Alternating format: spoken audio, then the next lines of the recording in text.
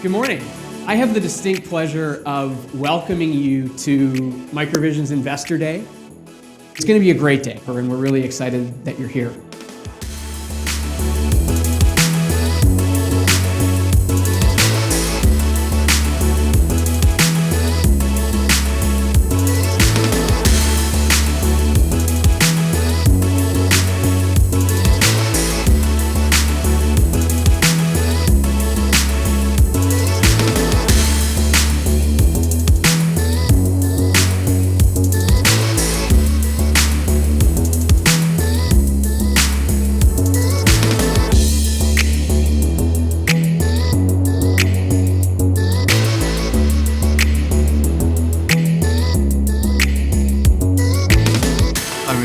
Technology to see it in use is so cool. Riding in the vehicle where you can see the surroundings and see what it's picking up, really cool to see in person.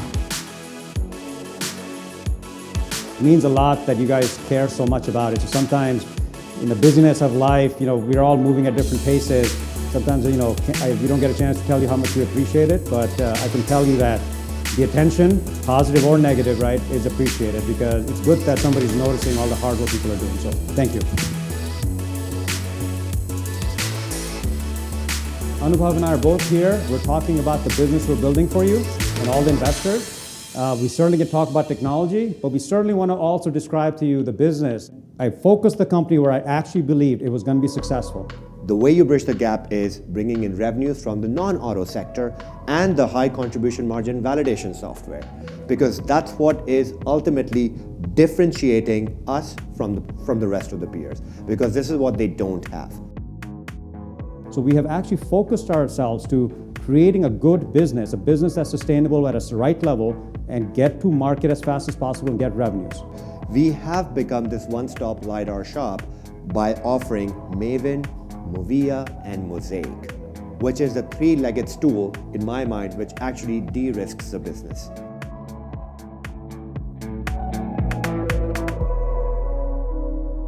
What you really need is a dynamic view LiDAR. And what that is that in different fields of view, which is different distances away from the car, that the field of view changes. So the technique that our team had developed, this is very, very innovative. It allows you to use 905 nanometer laser, and you also have a very high resolution with a dynamic view that allows you to small objects in the road far away.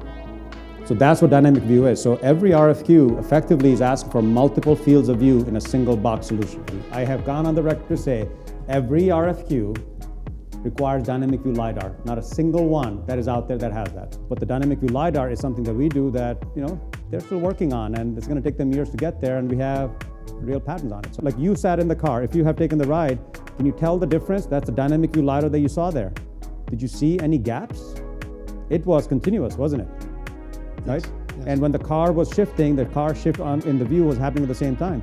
So really there's no holes. If you have a dynamic view LiDAR that covers near, mid, far fields at very, very high resolution, and it is something that you can certify, you can get it fully qualified, you don't need as many sensors, those other sensors required. You may not need them, right? I mean, OEMs will decide that, of course, okay? Then the other part is, if you could actually put perception inside, the domain controller side, that compute goes down. So you don't need massive amount of AI compute anymore, right? So that's the premise for us. That's the, they will call it a hypothesis. That is our thesis. We believe that's what's gonna happen, and that's what the team in Hamburg has created.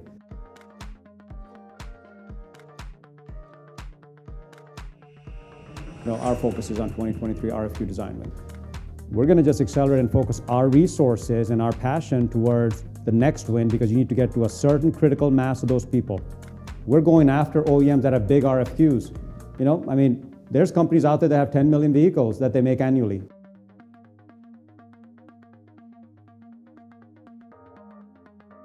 The validation software that you saw as a demonstration, that's what gives us the high contribution margin revenue, which falls to the bottom line as profits. Again, something that we got strategically from the IBO acquisition. In my mind, this is actually a very good strategy to de-risk.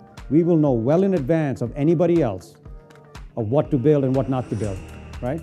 Think about that market intelligence. That by itself is worth the deal, right? Like you will never be surprised. Like if you think about it, if you can be at a company that will not be surprised by the OEM, that is a slow moving industry, what they're gonna want, what their demands will be in the future, and you know that years in advance of your competition, that is unbelievable.